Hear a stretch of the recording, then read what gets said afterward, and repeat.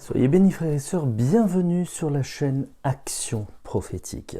Aujourd'hui nous allons voir un message et un enseignement que le Seigneur m'a mis à cœur réellement et je souhaiterais partager avec vous ce désir car c'est un sujet qui est assez important et que j'ai déjà évoqué dans ma première vidéo de présentation du ministère. Aujourd'hui nous allons parler de l'appel de Dieu dans notre vie et du temps pour le ministère pour nous. Si je fais cette distinction, c'est que les deux choses sont différentes, car l'appel n'est pas le ministère. Comme je l'ai bien évoqué dans ma première vidéo, je vais bien le détailler, à savoir que l'appel, nous le voyons dans Jérémie 1,5, où l'Éternel dit à Jérémie, avant même qu'il a été conçu, alors qu'il était une masse informe dans le ventre de sa mère, il a appelé à être prophète des nations. Nous voyons par là que nous avons un appel qui est bien défini à notre naissance même, avant même notre conception. Dieu nous appelle, si nous venons à Christ, c'est que nous avons forcément une mission et un appel que nous devons accomplir ici-bas sur cette terre, car Dieu a choisi de collaborer avec nous. Beaucoup de personnes, ou plutôt beaucoup de ministères réellement appelés, ont raté leur vocation, ont fait beaucoup de dégâts, simplement parce que ou ils sont partis à bien avant que Dieu les appelait, ou alors ils n'étaient pas appelés dans un ministère dans lequel ils se sont lancés. Et très peu d'églises de nos jours font la différence entre l'appel et le ministère. Parce que dès qu'une personne sent un feu ardent, un désir monter du fond de leur cœur et qu'ils aient manifesté certains dons spirituels, ont confondu l'appel avec le ministère, alors que c'était simplement l'appel. Les dons spirituels sont justement le sceau de Dieu et le fruit qui précise que la personne est appelée à un ministère particulier. Je ne fais pas allusion ici aux 5 ministères apostoliques, mais simplement un ministère. En dehors des ministères apostoliques, des 5 ministères apostoliques allant de l'apôtre jusqu'au pasteur, nous avons également d'autres ministères, des ministères d'aide, des ministères diaconaux, des ministères d'exhortation, des ministères qui ont le don de libéralité. Tout cela est bien décrit dans la première épître de Corinthiens au chapitre 12, du verset 28 également. Et l'appel ne peut venir que du Seigneur lui-même, au travers de son Esprit Saint qui nous révèle quel est l'appel pour nous. Comme le précise la deuxième épître de Timothée, au chapitre 1, il est écrit, et c'est Paul qui parle, et il dit qu'il est lui-même appelé non pas par sa propre volonté, mais qu'il est apôtre par la volonté de Dieu. Il est important de savoir que c'est Dieu qui nous appelle, et nous ne pouvons pas nous auto-proclamer ministère. Et ça, je l'ai dit dans la première vidéo de présentation du ministère, où si nous nous auto-proclamons, alors que cet appel-là n'est pas celui que Dieu nous confie pour nous, notre désir, notre propre volonté, par notre désir charnel, alors dans ces conditions, nous brillerons et ça ne viendra pas de Dieu. Mais il y a une domination, frères et sœurs, qui va se lever contre le ministère que nous aurons proclamé, et elle va tout faire pour nous faire asseoir, mais surtout nous détruire, et c'est la ruine certaine. Voilà pourquoi beaucoup de ministères ont fait beaucoup de dégâts, simplement parce qu'ils n'étaient pas appelés au ministère que le Seigneur leur a confié. Quand une personne est appelée, elle a un désir dans son cœur et elle veut absolument servir le Seigneur, et c'est une bonne chose. Ce n'est pas ce que dit l'apôtre Paul, un zèle amer, mais un zèle ardent pour Dieu. Et gloire à Dieu pour l'appel du ministère, car nous devons représenter Christ ici-bas, nous devons pas entacher l'étendard de Christ, mais bien au contraire. L'appel, c'est à un temps donné où les dons se manifestent, où le désir de servir Dieu dans une église commence à grandir. Et là, nous nous engageons. Ça s'appelle l'appel. Mais entre l'appel et le ministère, c'est toute cette préparation qui se fait, cette marche dans laquelle le Seigneur va nous préparer, va nous former pour entrer dans le ministère. Le ministère, c'est l'appel additionné à la sagesse de Dieu acquise au travers des années, au travers des épreuves, au travers de cette marche et cette préparation dans laquelle le Seigneur nous a plongés afin que nous puissions entrer un jour, à un moment donné, dans ce ministère-là.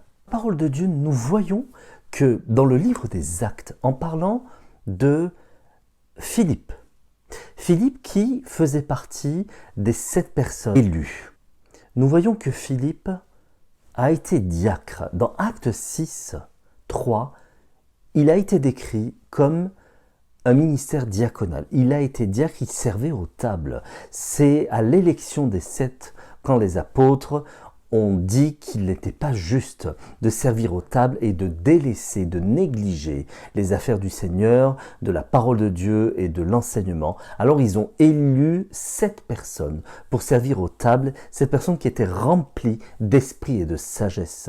La parole dit, parmi eux il y avait Philippe. Dans Actes 6.3, Philippe était diacre. Nous voyons également dans Actes 8.5 que Philippe, il en est parlé qu'il était toujours diacre. Mais dans Actes 21.8, il est dit de Philippe qu'il était évangéliste. C'est des années par la suite. Nous comprenons par là que l'appel et le ministère que le Seigneur avait pour Philippe était évangéliste. Mais il a bien commencé par le diaconat. Frères et sœurs, nous devons commencer à être fidèles dans les petites choses afin que Dieu nous confie des grandes choses. Il nous prépare pour des grandes choses, car il nous amène de gloire en gloire et de victoire en victoire. Et nous voyons également, nous comprenons par là que nous devons, tout ministère ou tout appel avant d'entrer dans le ministère, doit commencer par le ministère diaconal, car c'est là où nous pouvons servir avec nos dons naturels, et c'est là que les dons spirituels vont se révéler et vont révéler le ministère que le Seigneur a pour nous. Entre l'appel et le ministère, il y a un temps de préparation, je le dis, et le Seigneur nous prépare dans 3 domaines particulier, à commencer par le domaine spirituel. Forcément, tout découle du spirituel. La parole dit dans le livre d'Hébreux que c'est l'invisible qui dirige le visible, ou plutôt le spirituel qui dirige le naturel, ou les choses célestes qui dirigent les choses terrestres. Et ce qui se manifeste ici-bas, sur terre, n'est que la représentation physique de ce qui est là-haut.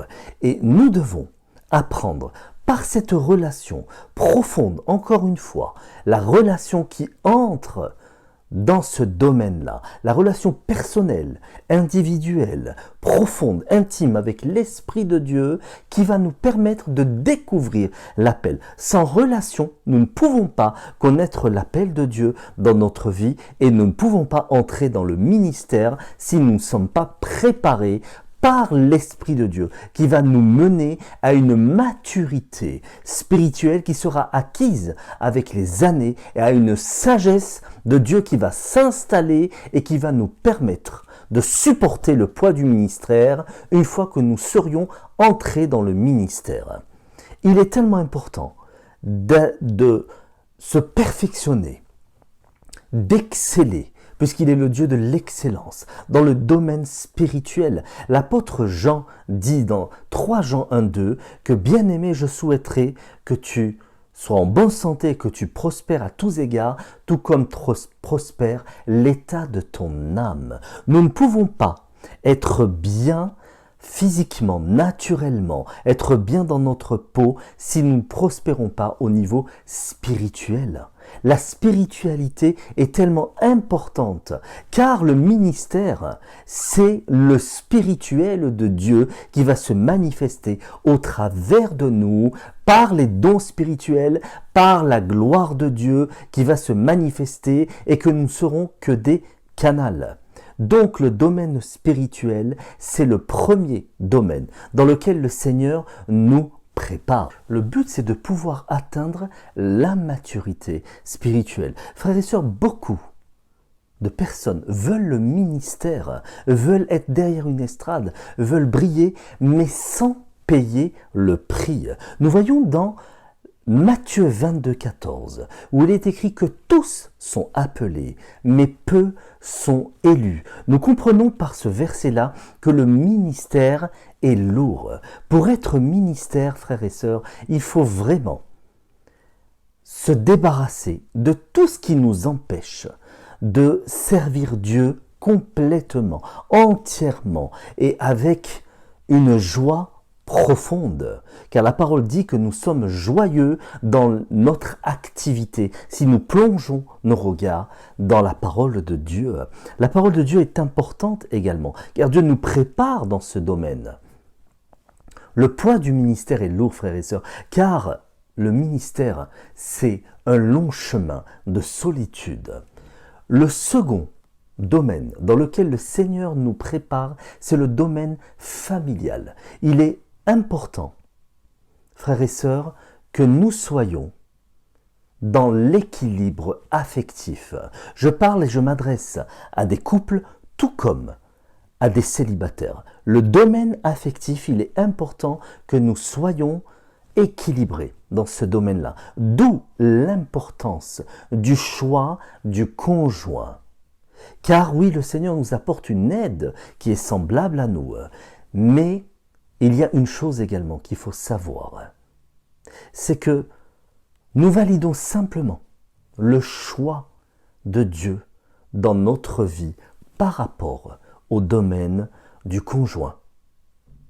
Car nous devons remettre ce domaine-là au Seigneur. Nous devons tout lui remettre, et en particulier ce domaine-là, car si nous servons Dieu dans le domaine familial, c'est toute la famille qui est appelée à servir Dieu également. Le troisième domaine, frères et sœurs, dans lequel le Seigneur veut également nous préparer pour entrer dans le ministère, c'est le domaine personnel. Et là, il est important d'être guéri intérieurement, de se débarrasser de tout esprit qui nous empêche de servir Dieu, de l'esprit de rejet, frères et sœurs. Car être ministère, c'est également un engagement pour Dieu à toute épreuve.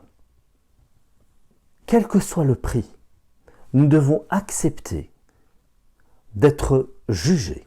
Si nous sommes ministères, nous devons accepter d'être montrés du doigt. Nous devons accepter d'être rejetés par le peuple de Dieu également. Nous devons être entièrement consacrés et sanctifiés pour Dieu, pour le ministère. L'apôtre Paul dit également à Timothée, il n'y a pas un serviteur qui s'embarrasse des choses de la vie. Tout ce qui devrait l'intéresser, c'est simplement le royaume de Dieu et sa justice.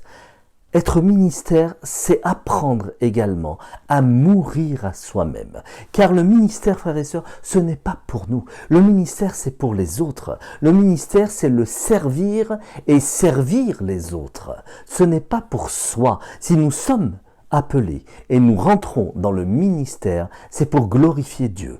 Mais le Seigneur passe toujours par un homme pour toucher, pour délivrer, pour sauver un autre homme et intervenir dans sa vie. La parole de Dieu, nous voyons que le Seigneur est toujours passé par un homme pour délivrer ou pour parler ou pour intervenir dans la vie d'une autre personne et d'un autre homme. Je parle de l'humanité en tant qu'homme et non pas du genre. Avant d'entrer dans le ministère, frères et sœurs, le Seigneur nous prépare également et nous passons par des phases de brisement. des brisements. Le Seigneur nous brise intérieurement pour changer notre caractère, pour le façonner de manière à ce qu'il puisse être conforme à l'appel et au ministère qu'il nous confie. Le Seigneur nous fait passer par des brisements, mais également par des brisements de mentalité et de pensée, afin que nous puissions non plus être terre à terre, mais adopter simplement la mentalité du royaume. Voilà pourquoi être ministère, c'est également apprendre à être dans l'humilité, car il est écrit que l'humilité précède la gloire, que nous puissions simplement dire, comme il est écrit dans Luc 17, 10, que nous ne sommes que des serviteurs inutiles, que nous puissions comprendre qu'il n'y a que le Seigneur qui fait les choses au travers de nous et que nous sommes instruments pour sa gloire, des canals qu'il utilise justement, de manière juste, pour toucher d'autres et impacter les personnes qu'il a mis sur notre chemin. Être dans le ministère, frères et sœurs, c'est également dépasser ses limites. Nous devons, comme le dit le livre de Philippiens au chapitre 4 du verset 13, que nous pouvons tout par celui qui nous fortifie. C'est notre foi qui est le tremplin du surnaturel de Dieu. Pour toutes ces raisons, frères et sœurs, parce que le Seigneur nous prépare, nous devons discerner l'appel de Dieu dans notre vie, afin que le chemin dans lequel nous serons sera le chemin que Dieu a tracé pour nous, et c'est sur lequel nous pouvons marcher pour rentrer dans cette destinée. La parole, comme je vous l'ai dit que tous sont appelés, mais peu sont élus. Le ministère, c'est un poids, car nous entraînons avec nous un peuple que nous allons mener jusqu'à la connaissance de qui est Dieu. Et pour discerner l'appel de Dieu dans notre vie, il faut fréquenter et connaître celui qui nous appelle.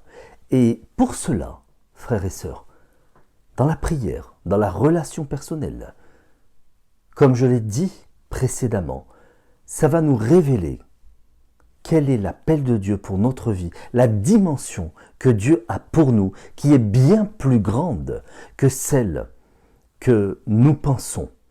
Car Dieu est Dieu, et Dieu est le Dieu de l'excellence et le Dieu de l'infini. C'est la raison pour laquelle la dimension est si grande.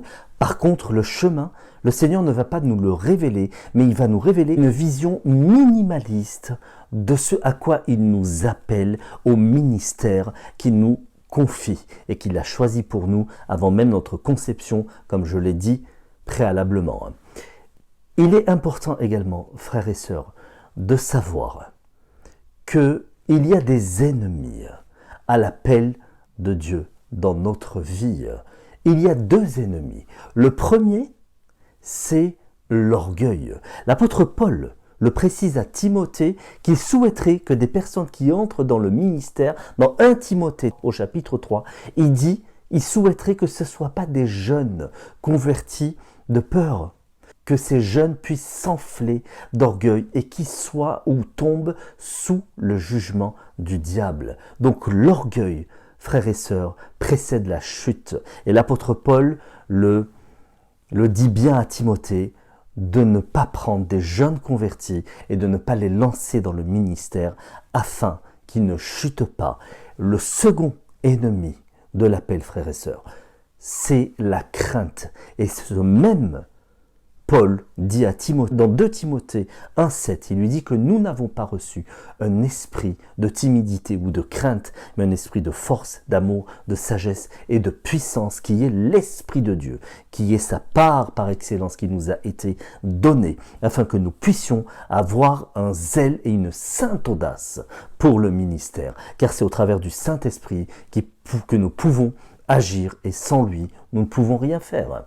Donc il y a deux ennemis auxquels nous devons vraiment faire attention. Et le Seigneur nous révèle l'appel qu'il a pour nous par bien des moyens. La parole dit dans Job 33, de 14 à 17, qu'il se révèle par bien des moyens, tantôt d'une manière, tantôt d'une autre. Il parle, mais aussi il parle dans notre couche, par des songes, par des visions, afin qu'il nous garde, afin qu'il nous prévienne, afin qu'il nous reprenne. Et tout est cité dans ce passage-là, mais nous devons prendre garde. Nous devons être sûrs de l'appel que Dieu a pour nous. Et Seigneur, je prie que l'Esprit de Dieu en nous soit vraiment en éveil, afin que nous nous laissions vraiment transformer par l'Esprit de Dieu, au travers, à partir du moment où nous avons déjà découvert l'appel que Dieu a pour nous, afin que nous puissions entrer dans ce ministère, que nous nous laissions transformés dans notre caractère, dans notre pensée, dans notre être tout entier par l'Esprit de Dieu, car la parole dit que l'œuvre qu'il a commencée en nous, à coup sûr, il la rendra parfaite. Et ainsi, nous pourrions être vraiment à la gloire de Dieu manifestée au travers des signes, au travers des miracles, au travers des prodiges, au travers de l'œuvre qui veut que nous accomplissions. Sachons très bien qu'il n'y a pas que les 5 ministères apostoliques qui ont fait des miracles, nous le voyons très bien dans la parole de Dieu, que même les diacres, même Philippe, même Étienne étaient diacres, mais a manifesté plus de signes que les apôtres. Et je finirai avec cela, que pour entrer dans le ministère, frères et sœurs, nous devons absolument, pour gagner du temps, afin que nous puissions être dirigés d'une manière pas uniquement par l'Esprit de Dieu, mais que nous ayons une représentation physique ici-bas, que nous puissions nous choisir un Père spirituel. Et nous le voyons dans la parole de Dieu, qui regorge d'exemples, que tous ont suivi un Père afin qu'ils ont pu entrer dans le ministère que Dieu leur a confié, à l'image de Élie, le sacrificateur, avec Samuel, le prophète, à l'image de Élie, le Tishbite, qui a eu comme fils spirituel Élisée, à l'image de Josué, qui a eu comme père spirituel Moïse, à l'image des apôtres et du Seigneur. Nous voyons qu'à 120, ils ont renversé Rome au point qu'elle ait fléchi le genou et qu'elle l'ait plié devant 120 personnes. Quelle grâce, quelle gloire! Oui, frères et sœurs, aujourd'hui, tout cela est possible. Ne nous trompons pas d'appel. Soyons vraiment dans cette relation profonde et intime avec l'Esprit de Dieu, car la relation nous amènera à la révélation pour notre vie de l'appel, afin que nous puissions entrer dans le ministère une fois que nous aurions acquis cette sagesse nécessaire et indispensable au ministère que Dieu nous confie. Et maintenant, je prie, Esprit de Dieu, que tu puisses révéler à ton peuple, à tes serviteurs, à ceux qui veulent te suivre, à ceux qui sont consacrés à toi, à ceux à qui tu as donné un appel particulier, que tu puisses leur révéler dans des songes, dans des rêves, par des visions, par des personnes, par la bouche des prophètes, et que les prophètes se lèvent de cette génération ici, dans cette terre de France, et qu'Esprit de Dieu, que tu puisses vraiment leur révéler, que tu puisses les conduire sur ce chemin. Et là, j'ai cette vision. Frères et sœurs, j'ai une vision d'un homme qui porte sur sa main gauche et droite, pas des alliances, mais plein de bijoux, plein de bagues, et qui a vraiment le désir de servir Dieu. Cet homme-là, c'est un homme d'affaires. Et le Seigneur lui dit, voici, ce que tu fais est prophétique. Car le Seigneur lui dit, au travers de tous ces bijoux-là, ce n'est que des trésors qui pour moi sont des dons spirituels au nombre des bagues que tu as dans ta main. Le Seigneur lui dit, c'est des dons spirituels. Si tu as, mon frère, si tu as 4 bagues, le Seigneur te dit, il y a 4 dons spirituels qui vont se révéler, que tu vas manifester. Le Seigneur te dit, si tu en as 5, c'est 5 dons. C'est au nombre de bagues que tu as le nombre de dons. Le Seigneur te dit, oui, je t'appelle. C'est une personne qui a entre 40 et 45 ans. Le Seigneur lui dit, voici, tu as toujours voulu me servir, mais tu es parti d'église en église.